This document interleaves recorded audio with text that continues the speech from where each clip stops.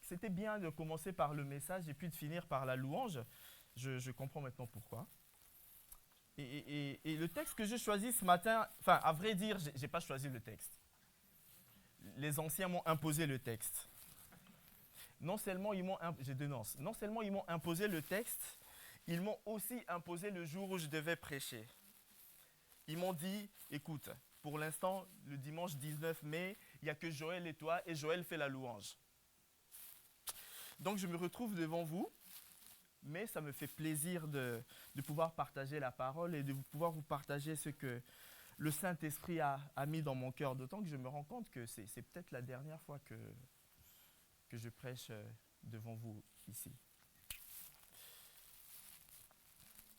Et donc on est le jour de Pentecôte, et donc logiquement, aujourd'hui, on doit parler du Saint-Esprit. Ou du moins, le texte qu'on m'a donné devrait parler du Saint-Esprit. Et quand j'ai fouillé le texte, j'ai commencé à lire et je me suis rendu compte que, en fait, mon texte, il ne parlait pas trop du Saint-Esprit, même s'il y avait des nuances du Saint-Esprit dans le texte. On parlait de la résurrection, de l'ascension et du Saint-Esprit, de la promesse du Saint-Esprit, on verra par la suite. Mais en préparant ce message, j'ai découvert, ou du moins j'ai redécouvert, mais en tout cas le Saint-Esprit m'a mis à cœur de nous partager que finalement, l'ascension et la Pentecôte, en fait, ce sont deux événements qui sont liés, qui sont assez liés de la vie de Jésus et même de la vie de ses disciples. L'ascension et la Pentecôte ne se séparent que de 10 jours. En fait, il se passe 10 jours entre le moment où Jésus monte au ciel et quand le Saint-Esprit descend sur la terre. Et Philippe Viguier, dans son nouvel ouvrage, son livre qui vient de paraître, c'est tout neuf, S'émerveiller de l'ascension, voilà ce qu'il dit. C'est l'ironie de l'évangile. Le jour de l'ascension, Jésus prêche la Pentecôte. Et le jour de la Pentecôte, Pierre prêche l'ascension.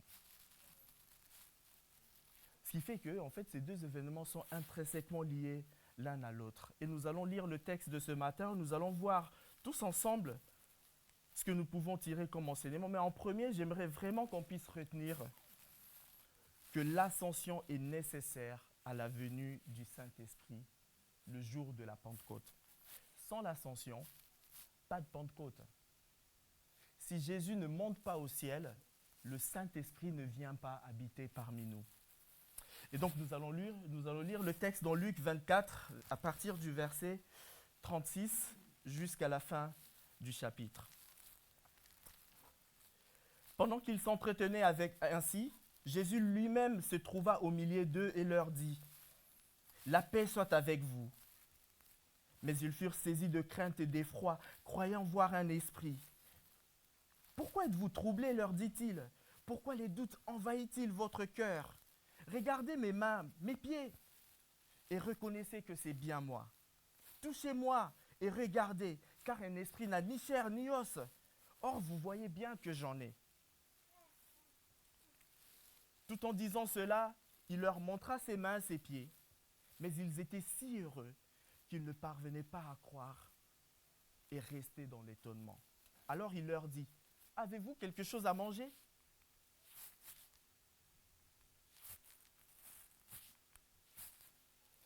Ils lui présentèrent un morceau de pain grillé. Il le prit et le mangea sous leurs yeux. Puis il leur dit, « Voici ce que je vous ai dit quand j'étais encore avec vous. Il faut que s'accomplisse tout ce qui est écrit de moi dans la loi de Moïse, dans les prophètes et dans les psaumes. » Là-dessus, il leur ouvrit l'intelligence pour qu'ils comprennent les Écritures. « Vous voyez, leur dit-il, les Écritures enseignent que le Messie doit souffrir, qu'il ressuscitera le 3e jour et que l'on annoncera de sa part aux hommes de toutes les nations, en commençant par Jérusalem, qu'ils doivent changer pour obtenir le pardon des péchés. Vous êtes les témoins de ces événements. Quant à moi, j'enverrai bientôt sur vous ce que mon Père vous a promis. Vous donc restez ici dans cette ville jusqu'à ce que vous soyez revêtus de la puissance d'en haut. Ensuite, il les emmena hors de la ville jusqu'aux environs de Béthanie, et là, il élevant ses mains, il les bénit. Pendant qu'il les bénissait, il les quitta et fut enlevé au ciel. Quant à eux, après l'avoir Après l'avoir adoré, ils retournèrent à Jérusalem, le cœur rempli de joie.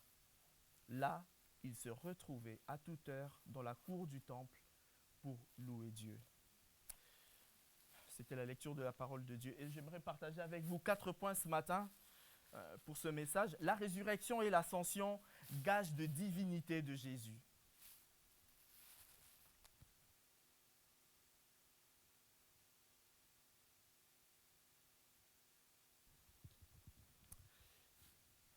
L'ascension prépare les disciples à la Pentecôte. L'ascension prépare la venue du Saint-Esprit. Et enfin, la Pentecôte prépare l'Église à la mission et au témoignage. Je me suis rendu compte en relisant mon texte ce matin que je n'ai même pas défini ce que c'était l'ascension. Merci Joël parce que tu as défini ce que c'était la Pentecôte. Alors, examen, c'est quoi la Pentecôte pour les chrétiens? La Pentecôte. Parce que Joël l'a dit tout à l'heure. La venue du Saint-Esprit, voilà. Et l'ascension, c'est le moment où Jésus monte vers le ciel. En tout cas, c'est comme ça que les chrétiens commémorent cet événement. Alors, premier point, je vous invite à prendre vos textes. Si vous avez votre Bible, vos applications, prenez le texte, gardez-le sous les yeux, parce qu'en fait, je n'ai pas réussi à mettre tout le texte ici. Donc, du coup, ça vous donne pour avoir le texte sous vos yeux. Et d'emblée, je dois dire que Jésus n'a pas attendu la résurrection pour être déclaré Dieu. Il n'a pas attendu non plus le concile de Nicée pour que les hommes le déclarent Dieu. Et donc, mon premier point ici va se concentrer plus sur la vision qu'avaient les disciples, ces hommes et ces femmes qui connaissaient Jésus, qui ont vécu avec lui. C'est à leurs yeux une ou du moins la preuve ultime que Jésus était des conditions divines. La résurrection, l'ascension, et plus tard on verra le Saint-Esprit. Et je disais à Quentin, on s'est appelé jeudi soir au téléphone, qu'en lisant le texte, j'étais un peu déboussolé parce que je m'attendais vraiment à ce que Luc conclue son évangile par le Saint-Esprit. Et en fait, ce n'est pas ça que j'ai découvert. En fait, Luc a écrit le livre des Actes des Apôtres et l'évangile selon Luc. Il faut le prendre comme un seul livre, mais en 2 tomes, d'accord? Et donc, il a logiquement commencé le livre des Actes là où il avait arrêté l'évangile de Luc. Le livre des Actes ne commence pas avec des apôtres convaincus par l'identité de Christ, malgré qu'ils aient passé 2-3 ans avec lui. En fait, le livre des Actes commence par des gens qui sont étonnés, des gens qui sont un peu troublés. Et donc, après la résurrection, Jésus leur apparaît et leur donne de nombreuses preuves. Il leur donne des gages. Acte 1, verset 3 nous dit « Après sa mort, il se présenta à eux vivants et leur donna de nombreuses preuves de sa résurrection. Il leur apparut pendant 40 jours et leur parla du règne de Dieu. » D'abord, il fallait qu'il donne de preuves de son humanité. Il était homme, le même homme qui vivait avec eux. Et franchement, je ne sais pas vous, mais ce n'est pas chaque jour qu'on voit quelqu'un qui est mort et qui apparaît quelques jours plus tard en disant « Tiens, c'est moi ». Ils ont besoin de preuves. Ils ont besoin de preuves. Jésus est ressuscité. Il a son corps d'humain. C'est le même Jésus. Ce même homme qui vivait avec eux, qui rigolait avec eux, qui mangeait avec eux. Regardez mes mains, regardez mes pieds et reconnaissez que c'est bien moi. Touchez-moi et regardez, car un esprit n'a ni chair ni os. Or, vous voyez bien que j'en ai, leur dit Jésus. Le même corps de Jésus était aussi un corps différent, glorifié. Je ne sais pas, mais certainement le corps de Jésus présentait un aspect un peu différent de celui qu'ils avaient connu. Le verset 31 de Luc 24 nous raconte que les disciples qui se rendent à Emmaüs, ils discutent avec Jésus, ils marchent avec Jésus et ils ne le reconnaissent pas. Il fallait qu'il y ait une intervention divine pour que leurs yeux s'ouvrent et qu'ils voient. C'est peut-être la même chose avec Marie. Dans le jardin, à côté du tombeau, à la résurrection, elle voit Jésus, mais elle ne le reconnaît pas. Pourtant, elle était témoin de sa mort 2 jours plus tôt. Et puis, il faut le dire, après la résurrection, je ne sais pas vous, mais il se passe des choses bizarres quand même avec le corps de Jésus. Il a l'air de traverser de distances qui sont assez énormes en un rien de temps. Il est capable de parcourir de longues distances, d'apparaître, de disparaître et même de se retrouver au milieu de gens dans une pièce qui est fermée. Bref, son corps était le même, mais son corps était aussi différent. C'est pourquoi il fallait qu'il donne des preuves, qu'il donne des gages à ses disciples, pour qu'ils reconnaissent que c'est bien lui. C'est bien lui. Christ donne de preuves. Touchez-moi, regardez de plus près, il dit. Regardez mes mains, mes pieds, les traces de clous, des fouets. Mais ils étaient si heureux, ils étaient tellement contents, ils restaient dans l'étonnement. Alors Jésus dégaine la preuve ultime. Avez-vous quelque chose à manger? Avez-vous quelque chose à manger? Un jour, on mangeait avec des amis et je me suis servi une troisième fois. Ils ont dit, ouais, mais là, Bruce, t'abuses un peu là. Et puis moi, j'ai dit, bah non, attendez, dans les évangiles, on voit que Jésus était un bon mangeur. Ils étaient un peu choqués. Bah voilà. Hein. Avez-vous quelque chose à manger? Et je me suis dit, si jamais il arrive quelque chose, il est où Toutsi là? Il est là. Si jamais il lui arrive quelque chose et qu'on nous dit qu'il est mort, et que plusieurs jours plus tard, il réapparaît, si vous ne croyez pas, je vous dirai, emmenez-lui du fromage à raclette, de la charcuterie. S'il saute dessus, c'est indiscutable. C'est notre Emmanuel Bonito, c'est bien lui. Mais en fait, Jésus, quand il a demandé à manger, c'était juste pour prouver que ce n'était pas un esprit. Il voulait montrer qu'il était humain. Il voulait montrer à ses disciples que c'était le même Jésus qu'ils avaient connu, le même homme qui était revenu d'entre les morts. Et Christ est ressuscité comme il l'avait dit, et il monte au ciel sous leurs yeux. Plus de doute, Christ qui ressuscite de mort et qui monte au ciel, en fait, il avait aussi quelque chose de différent d'être humain. Il avait aussi une essence divine. Il était aussi Dieu, comme il leur avait enseigné aussi, à de nombreuses reprises dans les évangiles. C'est ce qui fait que plus tard, quand Pierre va prêcher à la Pentecôte, il associera directement Jésus à Dieu comme une seule et même personne. Les apôtres, dans leurs écrits, n'auront plus de doute. Ils n'auront plus de doute, aucun doute sur la divinité de Jésus-Christ. Voilà ce que dit Matthieu 28, verset 17. Dès qu'ils l'aperçurent, qu'est-ce qu'ils font? Ils l'adorèrent. Les amis, c'était des bons juifs. Dans la Torah, c'était écrit qu'ils ne reconnaissaient qu'un seul Dieu et qu'ils n'adoraient qu'un seul Dieu. Et voilà qu'ils adorent Jésus-Christ. Pourquoi? Parce que Dieu leur a ouvert les yeux. Un jour, je discutais avec un ami qui est musulman et puis il m'a dit ouais, mais tu sais, il faut qu'on arrête nos disputes là. On n'a qu'un seul Dieu. C'est le même Dieu qu'on adore. Je lui ai dit, écoute mec, est-ce que ton Dieu s'appelle Jésus? Il me dit, ah non, là, t'abuses. J'ai dit, bah oui, hein, nous, notre Dieu, il s'appelle Jésus. Et j'aime beaucoup cette proclamation, cette affirmation de Tite, qui dit dans Tite 2, versets 12 à 14, le verset 13 dit, en attendant que se réalise notre bienheureuse espérance, la révélation de la gloire de Jésus, qui? Notre grand Dieu et Sauveur. Amen. Est-ce que vous pouvez affirmer la même chose que Tite? Notre grand Dieu et Sauveur, Jésus-Christ. Christ est ressuscité et c'est la joie dans nos cœurs, comme il l'avait promis. Deuxième point,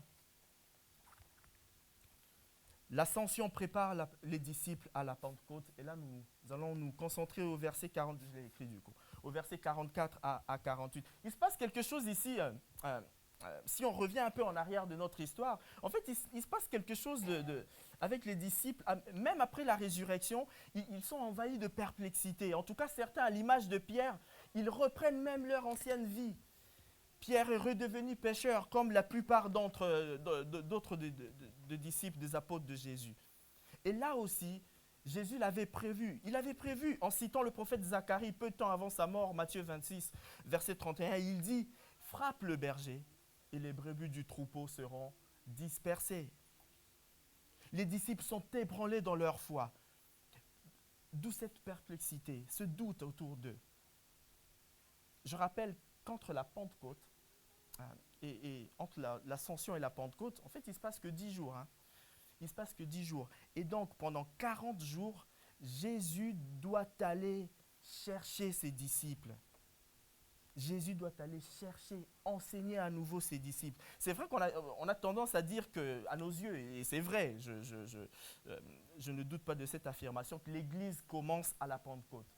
Au don du Saint-Esprit, c'est là qu'on donne le coup d'envoi de l'Église. Mais dire cela, ce serait aussi minimiser l'impact de la prédication de Jésus lui-même auprès de ses disciples. Il les enseigne à nouveau, en réexpliquant tout, depuis la loi de Moïse, les psaumes, les prophètes. En gros, il prend tout l'Ancien Testament et il explique qui il est. Il explique sa personne, l'œuvre du Messie, les accomplissements de toutes les promesses que Dieu avait faites. Ainsi, leurs yeux s'ouvrirent. Ils comprirent. Moi, je me dis parfois, s'il y a une prédication que nous avons loupée, pour mieux enseigner qui est Jésus, on devait être là. Hein. Jésus lui-même en train d'enseigner l'évangile, ça devait être quelque chose vraiment de merveilleux. Mais les amis, le Saint-Esprit, Joël l'a dit pendant la louange, qu'est-ce qui fait le Saint-Esprit? Eh bien, il nous permet aussi de comprendre la Bible. Le Saint-Esprit nous permet de comprendre l'Ancien Testament. Il nous permet de comprendre la loi de Moïse, les prophètes et les psaumes, et de comprendre qui est vraiment Jésus-Christ. Qui est vraiment Jésus-Christ et l'œuvre de Jésus-Christ dans le monde. Il y a au moins 3 grands changements dans la vie des disciples entre l'ascension et la Pentecôte. Le premier concerne leur compréhension de Christ et de sa divinité. Et ça, c'est ce qu'on vient de dire. Et c'est ce qu'ils ont compris. Et la conclusion de ça, c'est qu'ils l'adorent. Ils adorent Jésus. Le deuxième, il y a un changement dans leur consécration.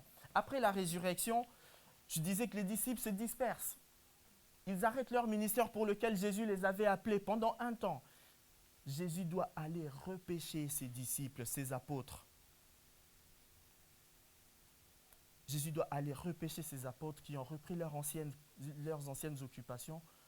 On peut lire dans Jean 21, dans Jean chapitre 21, et ils réorientent leur ministère. Au lieu de devenir d'être toujours des pêcheurs de poissons, Christ fait d'eux des pêcheurs d'hommes. Cette consécration sera portée à son comble avec la Pentecôte, avec la venue du Saint-Esprit. Mais déjà, après l'ascension, avant la Pentecôte, nous les voyons, les versets 52 et 53, je ne les ai pas affichés, ils se réunissent à Jérusalem. Ils se réunissent ensemble, ils prient ensemble. Ils sont mis à part pour l'œuvre de Dieu, pour Jésus-Christ. Enfin, cette consécration est particulièrement marquée par la vie de prière. Vous savez, après, quand Jésus était encore avec eux, la prière était une lutte pour eux. Ils n'arrivaient pas. C'était difficile. Ce n'était pas quelque chose de naturel pour eux. Mais après que Jésus soit monté dans le ciel, ils se réunissent pour prier ensemble. Ils se réunissent pour prier ensemble. Alors on est d'accord pour dire que vraiment le coup d'envoi de l'Église, c'est à la Pentecôte. Mais regardez ce qui se passe là. Regardez ce qui se passe dans Acte 2, avant Acte 2 qui nous parle de la Pentecôte. Acte 1 nous raconte qu'ils se réunissaient ensemble. D'un commun accord, ils étaient ensemble, ils avaient plaisir d'être ensemble.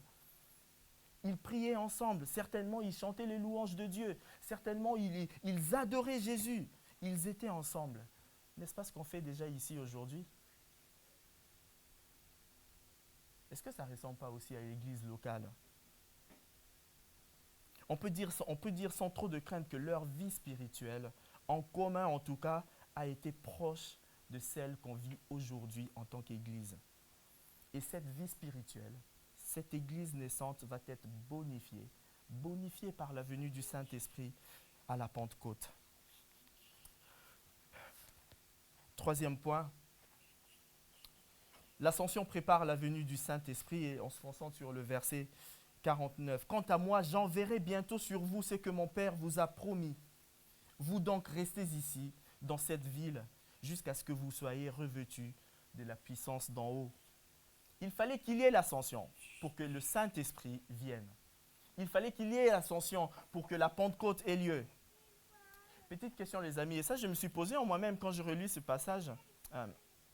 Et je vous invite à lever la main. Si vous vous retrouvez, levez la main. Qui parmi nous ici aujourd'hui, ce matin, peut affirmer avec beaucoup comment dire, qui peut affirmer avec, vraiment avec beaucoup de conviction que c'est préférable, que c'est mieux que la personne qu'on aime le plus au monde puisse partir et qu'on puisse vivre avec son absence. Qui plus est que cette personne est aimante, intègre, fidèle, généreuse, plein d'amour, fidèle en amitié. En fait, cette personne a tout pour elle. Qui peut vivre avec le fait que non, je préfère qu'elle vive loin de moi, cette personne? Qui? Et pourtant, c'est exactement ce que Jésus dit dans Jean. Il dit à ses disciples et aux apôtres que c'est préférable, c'est même nécessaire qu'ils partent pour que le Saint-Esprit puisse venir. Jean 16, verset 7. Pourtant, c'est la vérité que je vais vous dire. Il vaut mieux pour vous que je m'en aille. En effet, si je ne m'en vais pas, le défenseur en justice ne viendra pas vers vous. Mais si je m'en vais, alors je vous l'enverrai. Parce que finalement, en fait, Jésus, quand il part, il ne nous laisse pas seuls. En fait, il ne laisse pas ses disciples seuls. Il est toujours là, d'une autre façon, mais il est toujours là. Il fallait donc qu'il y ait l'ascension pour que la Pentecôte arrive. Il fallait donc que Jésus monte au ciel pour qu'il envoie ce qu'il y avait de plus beau dans le ciel sur la terre. Il fallait que Jésus aille au ciel pour qu'il envoie ce qu'il y a de meilleur dans le ciel pour venir sur la terre, sur ses disciples et bien plus encore sur nous tous chrétiens. Jésus avait partagé à plusieurs reprises à ses disciples qu'il existait un lien entre le ciel et la terre, qu'il existait, que tout ce qui était lié dans le ciel était lié sur la terre, que ce qui était délié dans le ciel était aussi délié sur la terre. En montant vers le ciel, le Fils de l'homme, le Fils de Dieu, Dieu fait homme, instaure une nouvelle réalité dans le ciel qui permet aussi une nouvelle réalité sur la terre. Les hommes et les femmes qui croient en Dieu, au travers de leur foi en Jésus-Christ, peuvent être revêtus directement de la puissance de Dieu lui-même. Vivre avec l'Esprit de Dieu, directement avec eux, chaque jour de leur vie. Pas besoin de nouvelles expériences. Quand on croit en Jésus, on vit avec ce qu'il y a de plus beau dans le ciel, directement dans nos cœurs. Ainsi donc, avec l'arrivée du Saint-Esprit à la Pentecôte, les disciples sont devenus de personnes changées, de personnes nouvelles. Et c'est assez bizarre parce que, c'était les mêmes disciples et ils étaient différents. C'était plus les mêmes. Et il est assez frappant de voir la différence d'attitude qu'il y a entre les disciples qui ont connu Jésus, qui ont vécu avec Jésus dans les évangiles, et les mêmes apôtres dont l'histoire nous est racontée dans Actes des Apôtres. Quelques jours, tout au plus, séparent la fin des évangiles et le début des événements qui se passent dans les Actes des Apôtres. Quelques jours séparent l'ascension et la Pentecôte. Et un grand tournant s'effectue dans leur vie, dans leur cœur, au moment du départ de Jésus et de l'arrivée du Saint-Esprit. Dans les évangiles, nous voyons des apôtres qui se disputent régulièrement, et même la veille de la mort de Jésus, pour savoir qui est le plus grand. Dans les livres des Actes, ils sont prêts à mourir pour proclamer que Christ est le plus grand. Dans les évangiles, ils doutent de l'identité véritable de Jésus, quoique ils ont quelques révélations ça et là. Dans les livres des Actes, ils prêchent la divinité de Jésus et le caractère messianique incontournable, sans crainte, devant les responsables de Jérusalem, les responsables du peuple. Dans le livre des Actes, ils acceptent de souffrir et même avec joie d'être jetés en prison, d'être frappés, voire pour certains de mourir, pour que Jésus, pour que l'annonce de l'évangile puisse être dit à tout le monde. Mais dans les évangiles, quelques jours auparavant, ils partent en courant. Et même, certains d'entre eux renient Jésus en adjurant le ciel et la terre qu'ils ne le connaissent pas. Ça, c'est un grand changement qui intervient dans leur vie et même dans nos vies avec la venue du Saint-Esprit. À de nombreuses reprises, à de nombreux niveaux, ils semblent être des hommes et des femmes transformés, des personnes nouvelles dans leur vie de prière, dans leur courage, dans leur foi, dans leur endurance, dans leur persévérance, dans leur leadership, dans leur amour pour Jésus et pour les autres. Ils sont transformés. Paul, notre Paul, nous parle de la mission. On a eu déjà 2 messages à ce sujet, on en aura encore plus. Merci de nous faire profiter, Paul, de ton expérience. Et on voit dans les livres des Actes des Apôtres que après l'ascension, avec la Pentecôte, eh ben c'est la mission qui commence. C'est la mission qui commence. Et avec ces messages, nous allons voir à quoi consiste la mission de Dieu pour nous. Quelle meilleure introduction au mandat missionnaire que l'élévation de Jésus-Christ au-dessus de toutes les nations de la terre, avec la descente du Saint-Esprit sur toutes les personnes qui croient. Le lien semble ici évident, les amis, entre l'ascension de Jésus, la descente du Saint-Esprit, la Pentecôte et le témoignage même de l'Église auprès de toutes les nations de la terre. Le mandat missionnaire est évident. Tous ces événements sont liés et c'est à la gloire de Jésus-Christ. Il faut que les nations puissent le connaître. Il faut que le salut soit annoncé pour tous. D'ailleurs, c'est ce que Pierre prêche le jour de la Pentecôte à Jérusalem dans Actes. On le voit dans Actes 2 à partir du verset 33. Ensuite, il a été élevé pour siéger à la droite de Dieu. Et maintenant, comme Dieu l'a promis, il a reçu du Père l'Esprit Saint et il l'a répandu sur nous.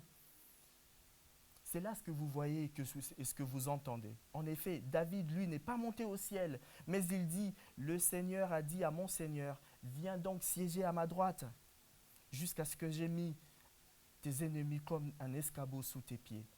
Voici donc ce que tout le peuple d'Israël doit savoir avec entière certitude, et même tout le peuple de la terre. Dieu a fait Seigneur et Messie ce Jésus que vous avez crucifié. Ces discours toucha profondément ce qu'il avait entendu. Ils demandèrent à Pierre et aux autres, frères, que devons-nous faire? Alors Pierre leur répondit, changez et que chacun de vous se fasse baptiser au nom de Jésus pour que vos péchés vous soient pardonnés. Alors vous recevrez le don du Saint-Esprit. Car la promesse est pour vous, pour vos enfants, pour ceux qui vivent dans des pays lointains, pour nous, pour tout ce que le Seigneur, notre Dieu, fera venir à lui. Et c'est ce qu'il prêchera à nouveau dans ce qu'on appelle la deuxième grande prédication de Pierre dans le livre des Actes des Apôtres. Le Saint-Esprit a poussé Pierre et les autres apôtres, les premiers croyants, à parler de ce qu'ils ont vu, de ce qu'ils ont entendu de Jésus-Christ, dans leur ville d'abord et ensuite partout dans le monde. Le Saint-Esprit a mis la conviction dans leur cœur, non pas seulement pour parler, mais d'agir aussi, de mettre en pratique l'évangile qu'ils avaient appris, qu'ils avaient vu de Jésus-Christ. Jésus a pris la place la plus haute de l'univers en s'asseyant à la droite de Dieu sur son trône divin lors de l'ascension, et il réclame et il mérite l'adoration et l'allégeance de toutes les nations du monde. La venue du Saint-Esprit est dans la continuité de cette réalité. Il donne la puissance nécessaire pour que son nom soit élevé et soit partagé dans le monde entier et que son salut soit connu parmi toutes les nations du monde. Le même esprit, les amis, est descendu le jour de la Pentecôte sur les apôtres, sur les disciples, sur les personnes qui ont cru en Jésus, est aussi le même esprit qui est descendu sur nous qui croyons. C'est le même message, c'est-à-dire l'évangile, la bonne nouvelle de Jésus-Christ.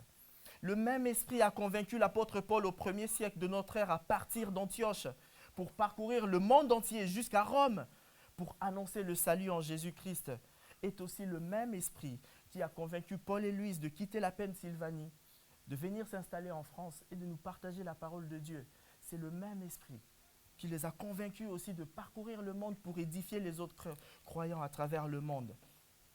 Le même esprit a convaincu Élise, a convaincu lui qui est dans la salle ici, à donner un petit moment de leur vie pour apprendre encore plus de Jésus-Christ, pour pouvoir le partager. Le même esprit, les amis, a convaincu les personnes qui participent au Jet Club de pouvoir annoncer la parole de façon ludique aux enfants de Kétini. Le même esprit.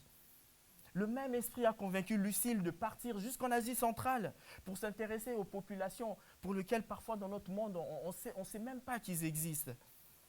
Le même esprit nous a apporté l'évangile aujourd'hui.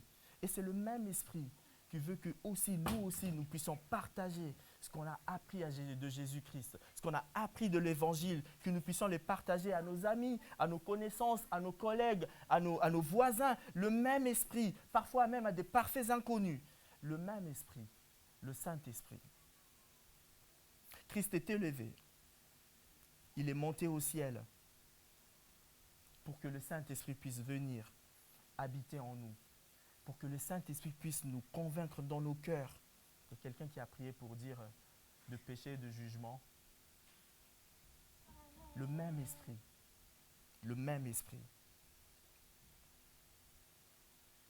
Et j'aimerais conclure ce message par... vous pouvez revenir pour qu'on chante. On va chanter Saint-Esprit. J'aimerais vraiment qu'on conclue ce message et cette chanson, que ce soit un peu notre prière aussi. D'accord ?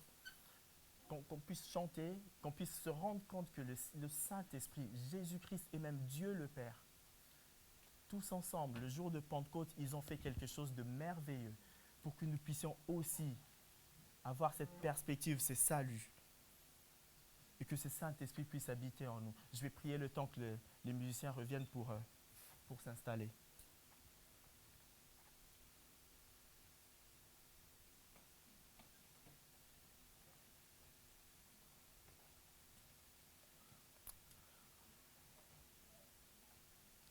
Saint-Esprit, c'est vrai que tu es ce Dieu qui nous convainc dans nos cœurs que nous avons besoin de Jésus-Christ. Que nous avons besoin de Jésus pour grandir, pour apprendre plus de toi, pour avoir cette espérance, Seigneur, de l'éternité. Et le Saint-Esprit aussi nous convainc dans nos cœurs pour partager ta parole, pour être missionnaire, Seigneur. Que ce soit dans nos quartiers, là où nous travaillons, que ce soit à la fac, avec nos amis, dans un train.